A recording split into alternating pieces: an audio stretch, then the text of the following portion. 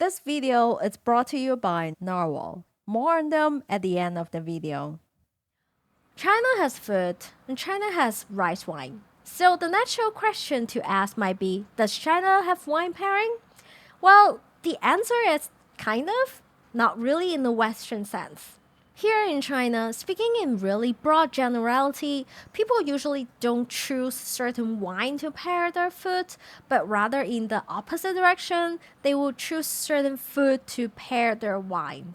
And these dishes are called 下酒菜, food that goes down really well with alcohol. You can think of them as drinking food. They're usually very light, snackable, wouldn't fill you up that much, and the flavor goes really well with your alcoholic beverage of choice. And just like food that goes well with beer is different than food that goes well with sparkling wine, what you eat as 下酒菜 is probably gonna be different depending on what you drink. In China, the three most popular alcohols are first Baijiu, which is sorghum liquor. Second, it's Huangjiu, that is a sticky rice wine, of which Shaoxing wine is most famous of. And third, of course, it's beer. So to be a little bit more comprehensive, in this video, we're gonna show you three kinds of Chinese drinking foods that would go really well with these three categories of Chinese drinks. So first up, Baijiu. Baijiu liquor can be a little bit infamous because this stuff is pungent and also really strong. Here's a bottle of Ming River. It's about like 40% alcohol, and sometimes this stuff can go up to 50, 60, or even over 70%. They come in several varieties. The four major types that are distinct by the flavors are 清香, 酱香, 浓香, and 尖香. It needs a whole documentary series to talk about it, so we're not gonna dwell on it today. But for whatever reason, 卤牛肉, that is beef braised in some kind of master stock, goes really well with the Baijiu flavor. So today we'll be showing you a Sichuan Gan Ma 牛肉 as the Baijiu drinking food. First, let's braise the beef. Here we're using 350 grams of beef shin here. Put it in a pot with 1 liter of cool water.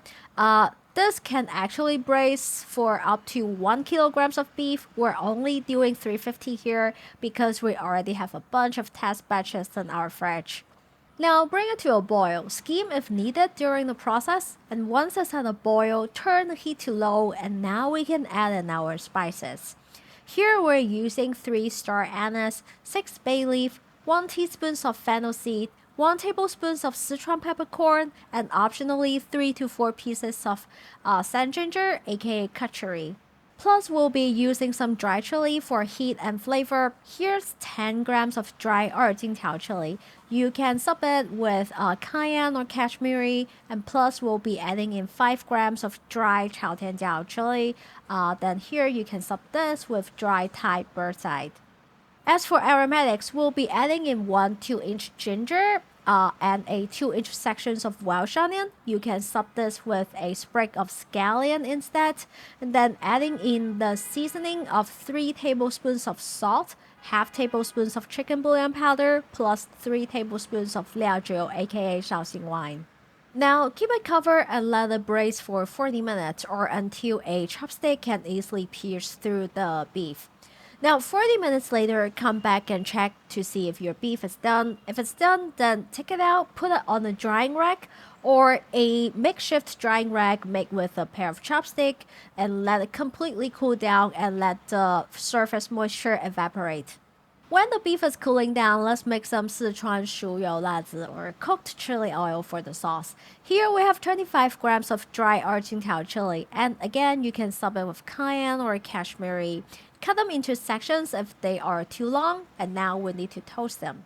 Now turn the heat to low and keep stirring the chilies until they turn into this kind of a deepish brown color, and then take it out, let it cool down, and wait till it turns kind of crispy. And then take a mortar and pestle, put the chilies in, give it a rough pound, and turn it into a coarse powder. And now set that aside. Next, heat up 80 grams of caiziu, Chinese rapeseed oil or peanut oil to smoking point, about 220 degrees Celsius. Once it reaches the smoking point, just shut off the heat, let the oil temperature come down to about 180, and then we'll be adding in our aromatics. Here it's half an inch of a ginger, a 2-inch section of welsh onion, and plus an eighth of an onion.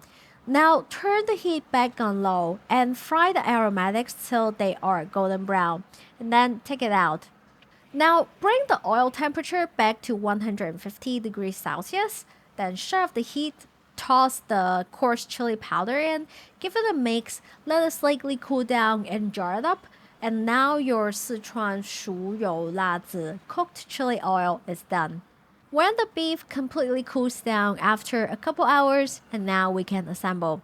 Take 100 grams of the cooked beef, thinly slice it against the grain, and turn it into really thin slices and set that aside. Next, grab a mixing bowl, toss in 1.5 tablespoons of soy sauce, 1 tablespoon of the chili oil that we just made, 2 teaspoons of toasted sesame oil, an eighth of teaspoons of salt, half a teaspoon of sugar, and half teaspoons of Sichuan peppercorn powder, plus an eighth of teaspoons of MSG, and now mix that all together.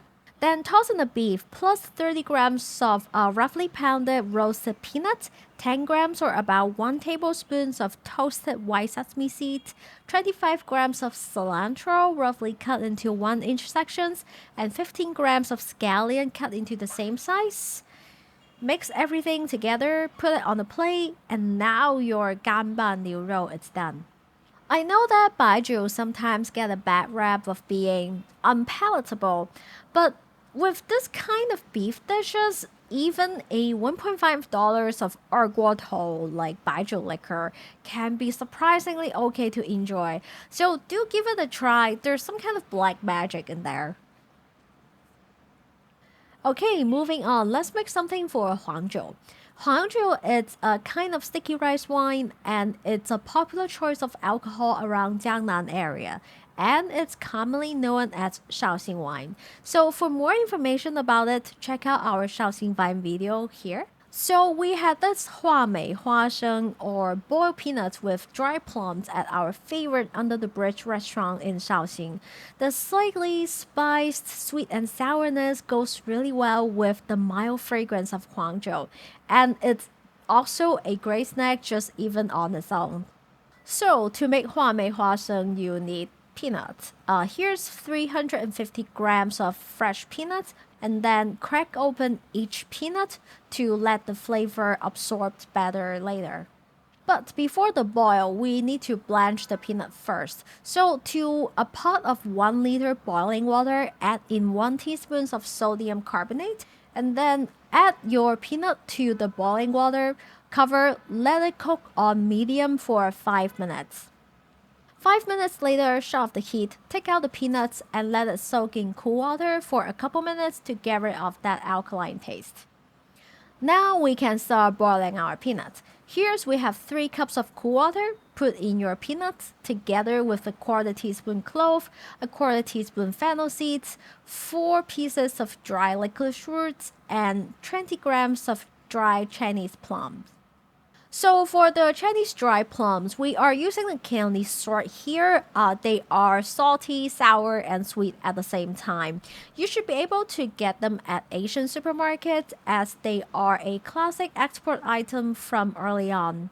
For seasoning, add in 3 tablespoons of sugar, 1 tablespoon of salt, a half tablespoon of white rice vinegar, or just white vinegar is fine.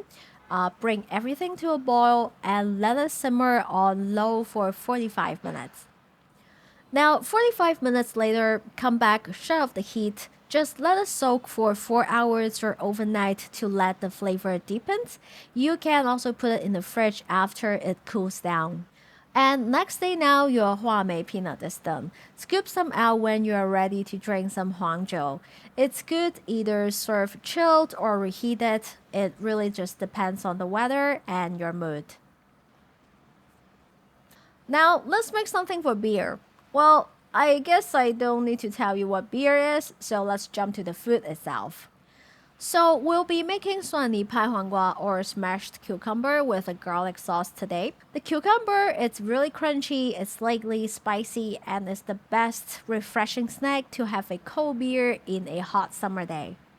So we'll be using one cucumber here, about 300 grams. Peel it and cut off both ends. And then cut it in half and then half it lengthwise.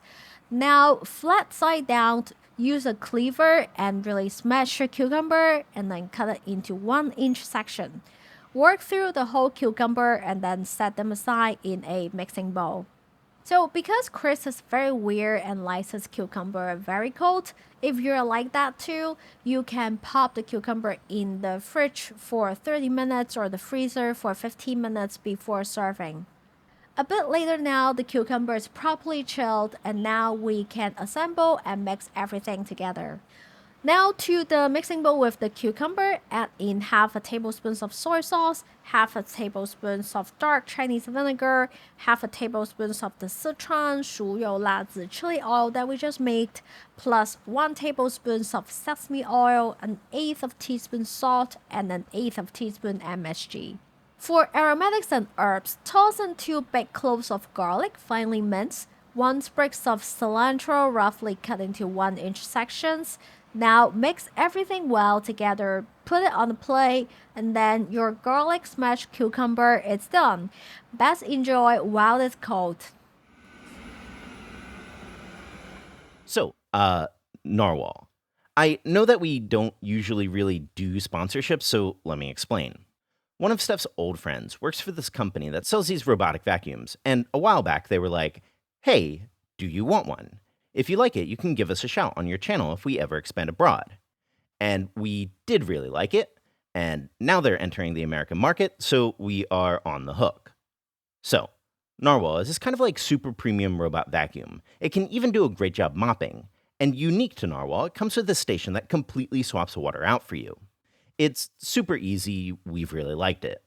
It's undeniably a premium sort of vacuum though, so if you're in the market for this kind of product, you can use the promo code CCD and get $200 off, link in the description.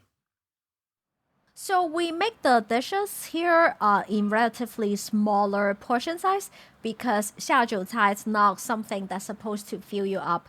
But if you are drinking in the context of a bigger meal, you will see other bigger main dishes on the table alongside with this kind of drinking snack. So you can either make them just as snack to go along with your alcohol, or you can make it as a part of a bigger meal. Just depends on what you want to do with it. So right, check out the recipe in the description box. A big thank you for everyone that's supporting us on Patreon. And of course, subscribe for more Chinese cooking videos.